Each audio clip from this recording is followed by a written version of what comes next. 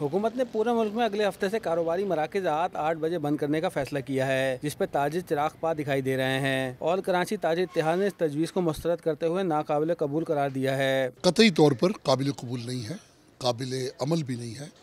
माजी में इस किस्म के जितने भी तजुर्बात किए गए आपने देखो नाकाम हुए। अगर लोग जल्द मार्केटें बंद करके घर पहुँचे तो लाइट नहीं है, ऐसा होता रहा। अब भी कोई यकीनी बात नहीं है कि इससे लाइट बचेगी। इसलिए बेहतर ये था कि आप एनर्जी क्राइसिस के वो मुतबादिल रास्ते इख्तियार करते। छोटे ताजरों के नज़दीक हुकूमत हर चंद माह बाद बिजली बचत के प्लान लाती है, मगर इसका कोई फ़ायदा मईशत को नहीं होता।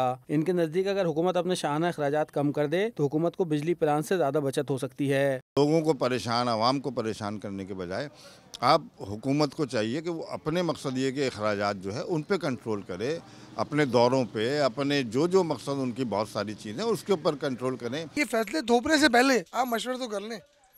आप उन लोगों से मशवरा करते हैं जो एसीयू की सियासत करते हैं, जो एसीयू में बैठ के अपने मामला देखते हैं, जो ग्राउंड रियलिटी पे बैठे हैं, जो 12 घंटे 10 घंटे मार्केटों में मौजूद होते हैं, उनको देना चाहिए। हुकूमती फैसले से सबसे ज़्यादा परेशान शादी हाल मालकान और रेस्टोरेंट मालकान दिखाई दे रहे हैं। इनके नज़दीक फैसले पर अमल दरामद किया गया तो सड़कों पर आकर एहतजाज करेंगे। कैमरामैन BK फ़कीरा के साथ तलकीन ज़ुबैरी, डॉन न्यूज़, कराची।